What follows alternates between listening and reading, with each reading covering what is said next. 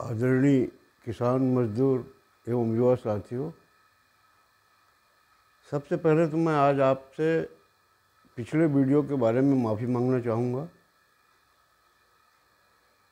कि 7 मई के जगह मैं 7 अप्रैल बोल चुका था। दूसरे चरण का चुनाव को मैं तीसरा बोल चुका था। मैं जानता हूँ कि आपने मेरी गलती को सुधार करके सही कर लिया है, पर भी मेरी जो गलती है उसके लिए मैं पुनः आपसे माफ़ी मांगता हूँ। लोकसभा चुनाव बहुत इस समय गर्मा गया है। खासकर कुछ ऐसे मुद्दे हैं जो विपक्षी गठबंधन अपने अपने घोषणा पत्र में लाया है। इससे देश की जनता में काफ़ी रोष उत्पन्न हो गया है।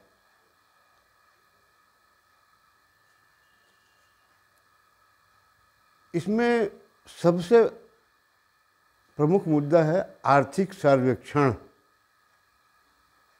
यानी सत्ता में अगर विपक्ष आ जाएगी तो देश के जनता का आर्थिक सर्वेक्षण कराएगी, क्योंकि सरकार तो 5 लोगों का परिवार मानती है। अब 5 लोगों के परिवार के मुताबिक वो आपको गुजर बसर करने के लिए सामान देगी या ज़मीन देगी। आर्थिक सर्वेक्षण का मतलब यही है कि जिसके पास ज़्यादा हुआ उसको दूसरे को बांटा जाएगा। इस मुद्दे को लेकर के है। और दूसरा, ओबीसी आरक्षण में कटौती करके मुसलमानों को देने की जो बात आ रही है, उसको लेकर के देश की जनता काफ़ी बौखलाई हुई है।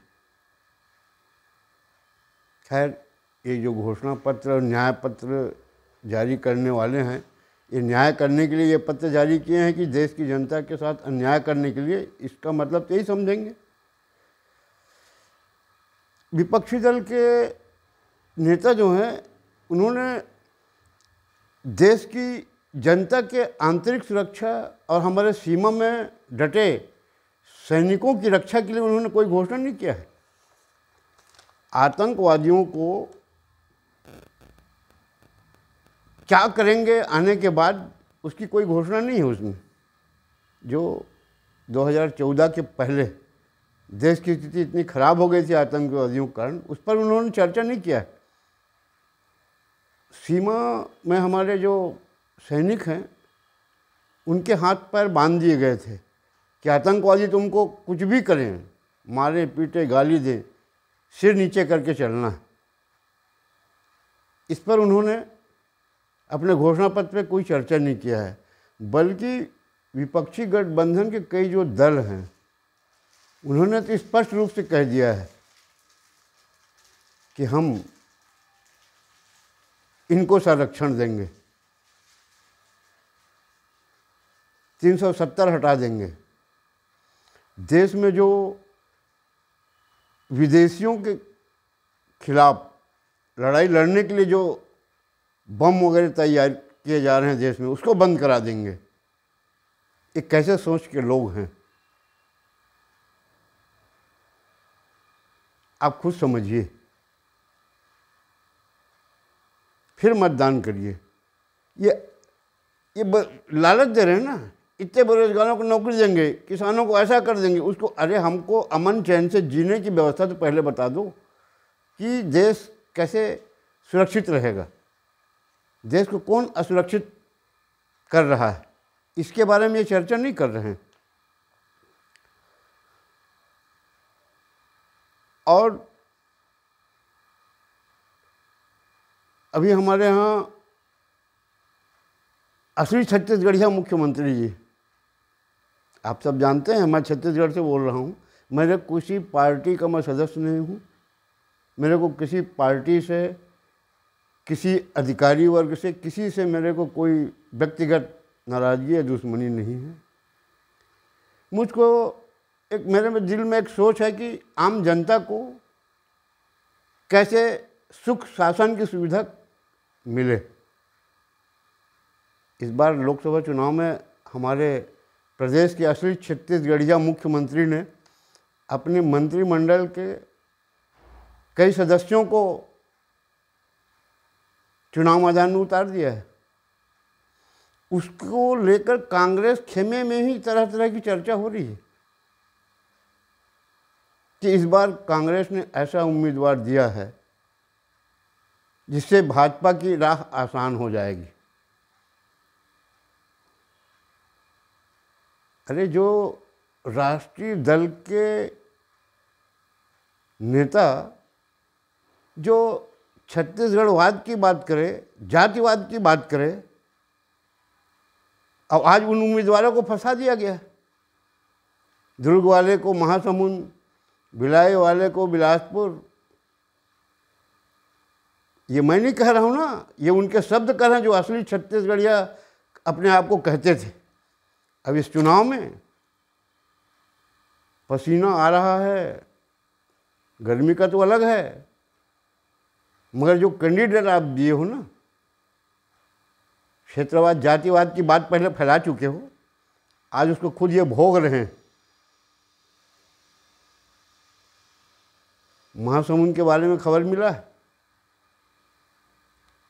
जातिवाद के आधार में टिकट दिए हो, जाति के लोग ही इनकार कर रहे हैं कि क्या हमारे यहाँ कोई उम्मीदवार नहीं है। स्वयं मुख्यमंत्री जी वहाँ नांदगांव में गर्मी में उनको ठंड लग रही है, इतनी गर्मी में उनको ठंड लग रही है, कांग्रेस के कार्यकर्ताओं ने उनको खुलेआम जवाब तलब किया है। और वो भी सुनने में आ रहा है ना, पिछड़ा वर्ग, इनके पास कोई मुद्दा नहीं। 5 साल राज के गए तो इस मुद्दे को लेकर के चुनाव मैदान में नहीं गए मुख्यमंत्री जी। वो सामान्य और पिछड़ा वर्ग के मुद्दे को लेकर चुनाव मैदान में गए, ये खबर आ रही है। मगर मतदाता जान चुकी है कि 5 साल किसने क्या किया उसके साथ।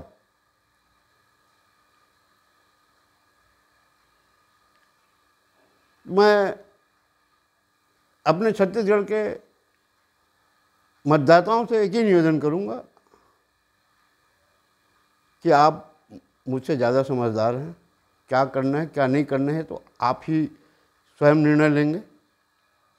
मगर ये हमारे यहाँ 7 मई को तीसरा चरण का मतदान हो रहा है।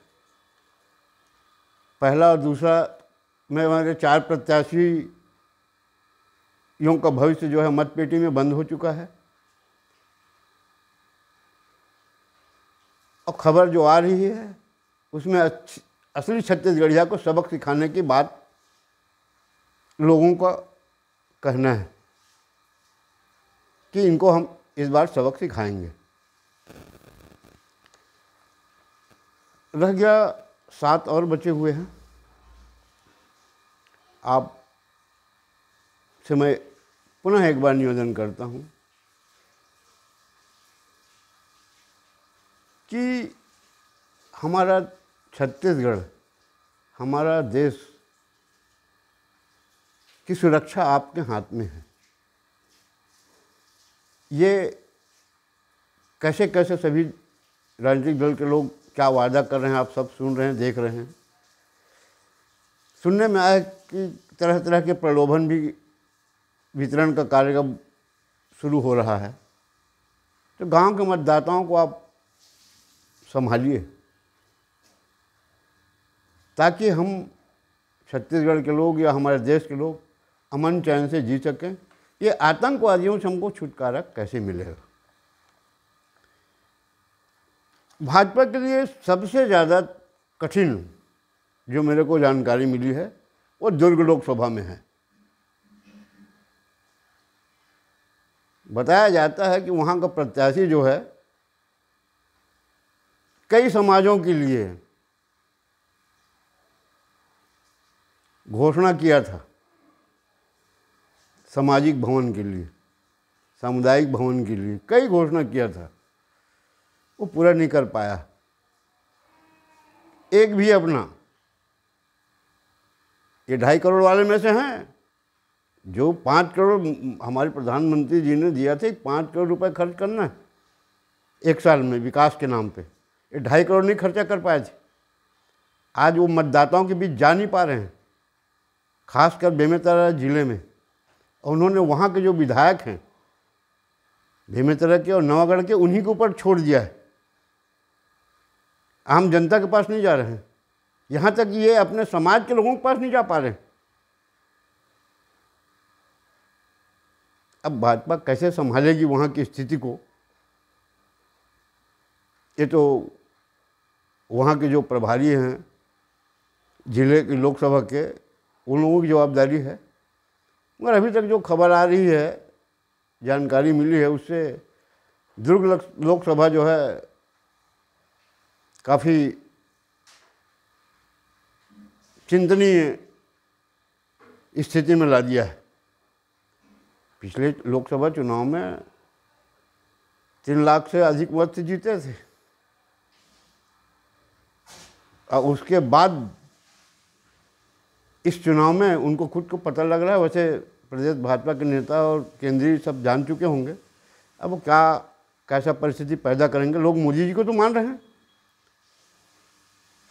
मगर वहाँ जिनके जवाबदारी में दी गई है चुनाव का, उसमें के कई लोगों को पसंद नहीं कर रहे हैं। बहुत रद्दी स्थिति पैदा हो गया वहाँ। तो मैं पुनः एक बार अपने छत्तीसगढ़ की जनता से निवेदन करूंगा कि अपनी सुरक्षा के लिए, देश की सुरक्षा के लिए, देश में अच्छा माहौल बनाने के लिए हमको, हमारा नेतृत्व जो है किधर ले जा रहा है देश को, देश से विदेश तक में आज हमारे भारत का नाम रोशन कर रहे हैं। तो व्यक्ति के नाम से वोट दीजिए, उम्मीदवार के नाम से नहीं। इतना कह के मैं अपने वाणी को विराम देता हूँ। धन्यवाद। जय हिंद।